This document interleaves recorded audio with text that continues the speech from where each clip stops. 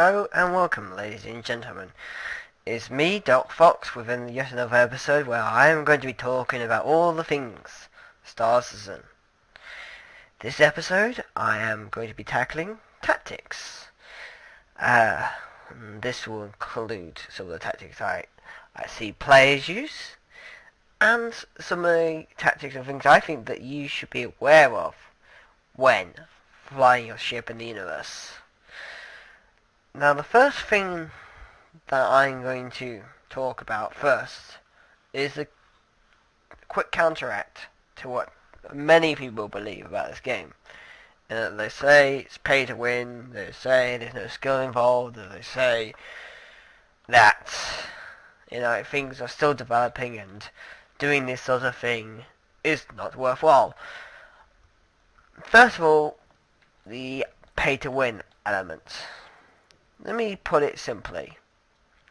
No matter how much you spend on the ships like the Retaliator, ships like the Constellation, ships like the 300, ships like the Hornet, you can buy shields, you could buy weapons for the shields.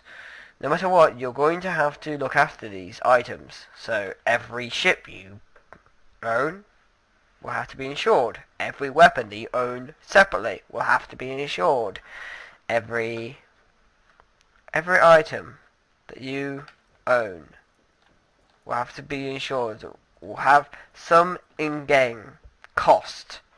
So all these ships in my hangar, 1, 2, 3, 4, 5, 6, whoop, filled up, 6 ships, I've got to pay the upkeep costs. This isn't like owning something that has no upkeep costs. These are like owning houses. This is the best way I can put it. Yes, you can make a profit out of owning lots of houses, but you have to manage them correctly. It's not simple, it's not easy, it's not no work. There is work involved. Yes, owning more houses will mean that you're more likely to make a profit, but it also means you're more likely to make a loss. Just something I like to put into perspective. Another thing I like to put into perspective is that different ships have different roles. Fast ships have roles, and slow ships have roles. And it's very hard for a slash ship to be hit by a low, unremovable ship. However, a fast ship won't carry the kind of power that's needed to damage a slow ship for the vast majority of times. Obviously, there's exceptions to these rules, and there's ways and means to go around them, but the best way I'm going to be seeing, especially when the PTU comes out, is to use these ships in conjunction. At the moment, there is only Arena Commander, and that is really only a very limited kind of view of the game, and it's a very kind of like cage pen experience, in where you can't really run away, you don't have that as many options as you would in a universe that has unlimited space. It's a very false experience for that. It's no way big enough to encapsulate the complexity of ship battles, and that's reasonable, because it is, at the end of the day, just an alpha. It's just a test bed to see if this thing actually flies, to see if the engine can actually deal with this, and to give them an idea of what to expect. So, without further ado, I'm going to talk about tactics. First of all, I'm going to talk about things that people do wrong, and then I'm going to talk about what I think they should do right. So I'm going to jump into Arena Commander, and I'm going to give you some nice examples in some cases. In some cases, we'll just talk about them. We'll go along. Okay, so here we are in yet another wave of Vandal Swarm. You have to ignore the background stuff. I'm just flying around and perhaps I'll show you the AI fighting a little bit, if I can find them. They seem to hide very well. But I wanted to really tackle first and foremost the real elephant in the room. The real bad tactic that players use over and over again, and is a real issue, I feel. And that is ramming. Yes, that thing that all players do when they are frustrated. They know that they cannot beat you. They know that they cannot win, so they just try to smash their shit into your ship. And you know, it can fuck you up because you lose all your systems. Well, I ain't gonna do that. I'm better than that. But yeah, that's what they do, and it occurs. Now, a lot of people argue, I've heard this, that that's going to go away in the PTO. I'm not quite so very convinced. I think that, honestly, oh god, that it's going to be there in the PTO. I think that it won't be as common in the PTU as it is right now, but it's going to be there. It's going to happen on occasion. Somebody's going to get so frustrated with you they're going to ram their ship into you. Yes, of course, if they haven't got anything to fight back, especially. So I think that's going to happen. So what do you do to try and counter it? The most usual trying to response is to try and dodge the shit out of the way. I personally favour a kind of a corkscrew formation like that as when I see them coming. Now, sometimes you can't do much about it because they come from an angle you can't see or don't expect, and that's why using your radar is so vital. And you know, just being aware of what's going on is vitally important. I mean, you know, one of the things I'll talk about a little bit later is battle awareness, and just how vital that is.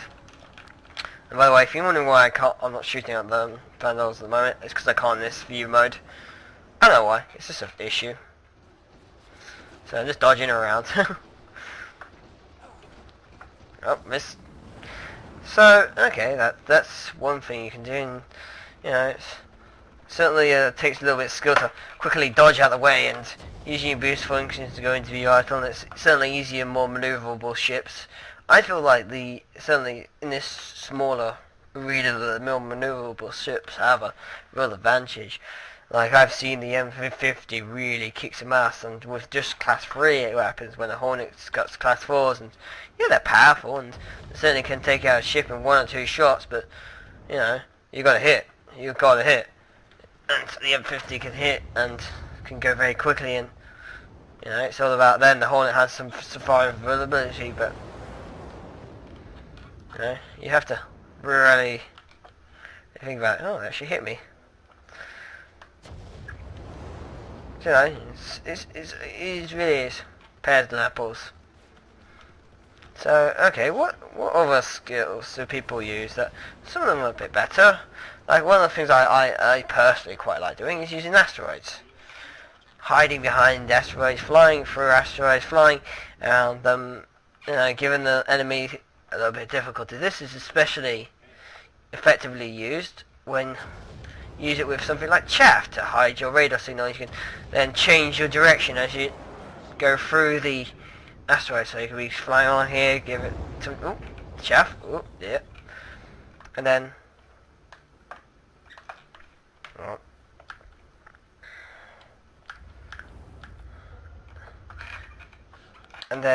decide, you know, I'm going to change direction now.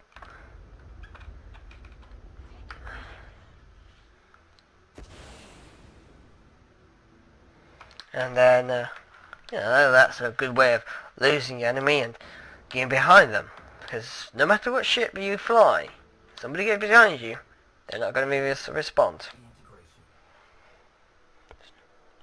So, yeah, that's a quite impressive tactic. I feel that is very effective, because a number of times I've seen also people hit the rocks when you fly. If you're especially a good pilot, which I usually am, but I'm not used to flying in third person mode, so actually judging it by the third person mode is a little bit different, it seems. So yeah, that's something to bear in mind. And using chaff to lose people is quite an important tactic. The third tactic that I think is most important is basically your awareness of the situations, where your enemies are, where your friends are, where everything is. Now what I generally do when I'm in the battles, I have my friends lifted like that. Now you can do about up to 2 ships. Now the maximum in a room at the moment friendlies is 4, so you end up with obviously 1 person spare. I don't know why they've designed it like that at the moment. It just as it is. So yeah, but like I said before, the radar is very vital for knowing where your friends are, knowing where your enemies are, knowing what's going on. So, yeah, use that really to your advantage. I don't know why it's not swapping to this enemy here. No, rage? Something?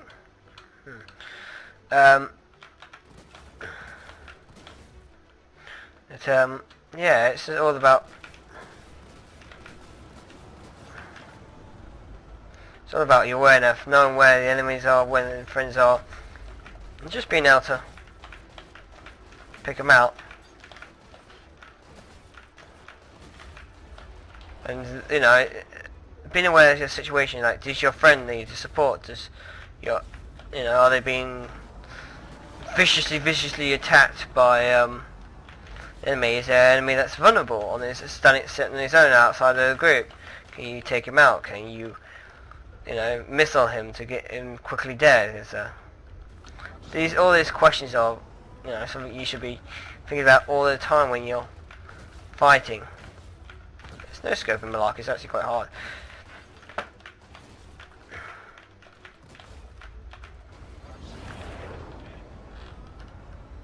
If you're wondering, I don't know, it's just not locking on. I'll have to lock in my controls later.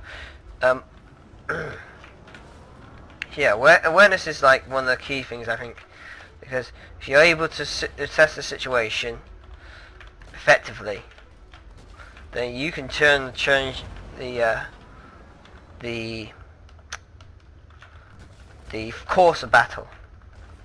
With a few key takeouts, you could, you know, if you take out like some of the more important targets, you could save your friends' lives. You can weaken the enemy very significantly. And just knowing what's around you, what's going on, and what systems are that working is really quite vital, I feel. So that's what I'd say is the most basic tactics at the moment. Other tactics is of course avoiding fire, and there's a variety of ways that I feel that you can do that. One of them is just simply by changing vector. The drifting mechanics are quite handy for that, especially against players, because the players will expect you to turn in a very gentle kind of like curve motion. You have to go at angles that they're not going to expect really, because then obviously you're going to be able to surprise them. Coming at places that they're not going to expect is probably the most strongest thing you can do against any player, so be the unexpected. You know. And use the strengths of your ships to your benefit. Like, look at what your ship is. Is it fast? Is it strong? Is it maneuverable? Is it... What's good about your ship? Like an M50, it's very fast. You know, you go in, hit the ships very quickly. Like, do a lot of damage within a short period of time and get the fuck out of there. Don't hang about, boys. You know, especially if you're going against something like a Hornet, you're going to be in a big world of trouble. That's why the new Aquilas have been quite so popular. The Mustang variants, the fighting Mustang variant, because they're very fast and yet quite strong. So it's all about knowing the strengths of your ship and working to the strengths. And I think also choosing the weapons that are effective to kind of work with those strengths is going to be, once the PTU comes out, vital. I mean, obviously every item you get is going to increase the risk you have in flying a ship, because you know you're going to have a great investment in the ship. So if you do end up losing that ship, and all that shit goes. You know, especially if you've not insured those weapons, which isn't going to be a requirement, isn't going to be needed. So you know you'll end up losing more stuff, and you know you'll be like, oh, I've lost all my my fancy weapons, man. So you know, it's about thinking ahead. Another thing to think about is psychological warfare.